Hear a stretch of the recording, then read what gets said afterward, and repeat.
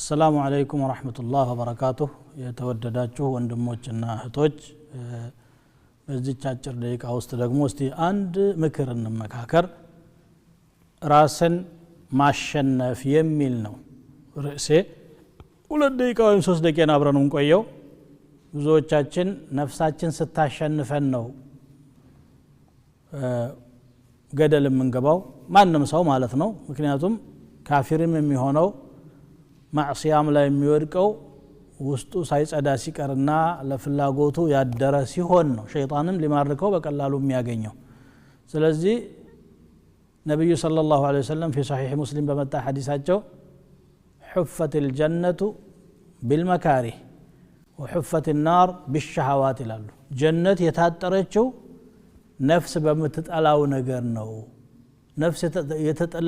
የምትጠላውን ነገር በመስራታችን አጥሩ ይነሳና በሩ ይከፈታል ወደ ጀነት እንገባለን እሳት የታጠረችው ደግሞ ነፍስ በመትፈልገው ነገር ነው ሸሃዋት ማለት ነው ያንን አጥር እንደታጠረና እንደተዘጋ እንዲቀር ጀሃነም እንዳንገባ ራሳችንን ማሸነፍ ነው وأما من خاف مقام ربه ونهى النفس عن الهوى فإن الجنة هي المأوى إلى الله بالقرآن ጌታው ፊት መቆሙን የፈራና ነፍሱን ከዝንባሌዋ ሀዋ የሚለው ቃል አስሉ ይሄ ፍላጎት ما يهواه الإنسان ويعشقه كم يفلقوا ነገር ራሱን የተቆጣጠረ የሱ መዘውተሪያና መኖሪያ ጀነት ናት ይላል رب العالمين ስለዚህ ጀነትን የምንመኝ ከሆነ በርግጥ አላህ Subhanahu Wa Ta'ala ምን ፈልገው ነገር ክልክል አላደረገብንም መንገድ ነው ያበጀለት ማግባት እንግዲህ የሰው ሻህዋው ጅማዕ ነው አንዱ መብላት መጠጣት ንብረት ማፍራት የመሳሰሉ ነገሮች ሻህዋት ናቸው